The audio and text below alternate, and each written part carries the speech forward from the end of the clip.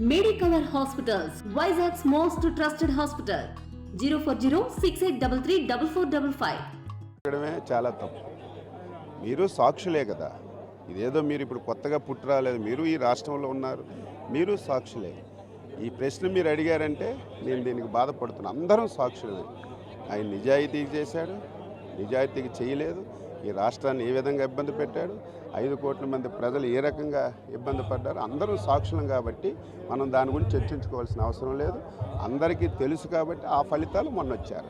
So ఏదైతే assembly కౌరవ సభలా మారిందని చెప్పి ఏదైతే చంద్రబాబు నాయుడు విమర్శించడం జరిగింది, ఇప్పుడు అదే విమర్శ జగన్మోహన్ రెడ్డి చేస్తున్నారు. వాళ్ళకి అసెంబ్లీలో బలం ఉంది, అసెంబ్లీ కౌరవ సభలా మారుతుందేమోనని కూడా ఆయన మాట్లాడటం జరిగింది. ఏమంటారు?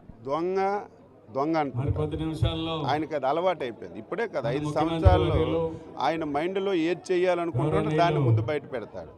ఇంక శాసనసభకి రాలేదు, ఏం జరుగుతుందో తెలియదు.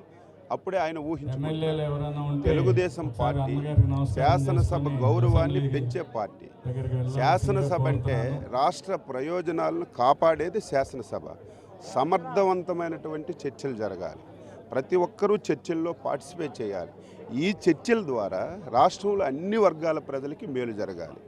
మేము ఈసారి శాసనసభని చట్ట ప్రకారం మేము నిబంధనల ప్రకారం సభను జరిపించి ఈ సభలో జరిగినటువంటి చర్చల ద్వారా రాష్ట్ర ప్రజానికి మేలు చేయడానికి ప్రయత్నం చేస్తాం.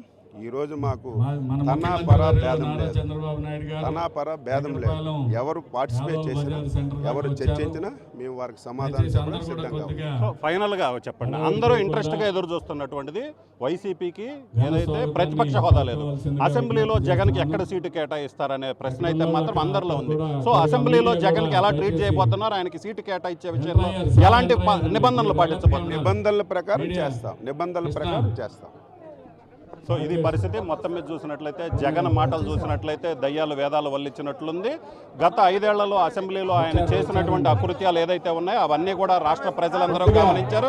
ఎట్టి పరిస్థితుల్లో కూడా సభ మాత్రం నిబంధనల ప్రకారమే జరుగుతుందని అచ్చెన్నాయుడు చెప్తున్నారు. కెమెరామెన్ సిద్ధుతో రామారావు, RTV వెంకటపాలెం నుంచి. మరిన్ని వీడియోస్ కోసం ఛానల్ ని సబ్స్క్రైబ్ చేయండి, లేటెస్ట్ అప్డేట్స్ కోసం వాట్సాప్ ఛానల్ ని ఫాలో చేయండి అండ్ లింక్ డిస్క్రిప్షన్ లో ఉంది.